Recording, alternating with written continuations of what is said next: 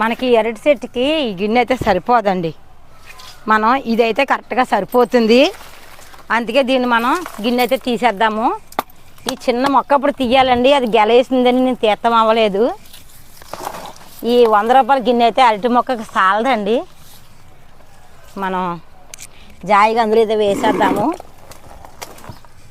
అవసరానికి మనకి 2 ఆకులు ఉపయోగపడతాయి. ఇందుకే నేను వేస్తానండి. కానీ అప్పుడప్పుడు ఇవి గెలలు కూడా వేస్తున్నాయి మనకి. ఇంతకంటే ఇంకేం కావాలో చెప్పండి. పని ముందు నేనైతే ఆయన సహాయం, మరి ఆయనకి 90 పనులు ఉంటాయి, మనం చెప్పకూడదు పనులు. అయిపోయింది. నాకు ఎప్పటికి అవుతే అప్పుడే చేసుకుంటానండి. ఈ పందిరి బయటికి అయితే ఈ ఆకుని వెళ్ళిపోయింది అనుకోండి, పందిట్లోకి అయితే వెళ్ళిపోతుంది. ఇంతే, దీనికి మట్టి వేసేసుకోవటమే.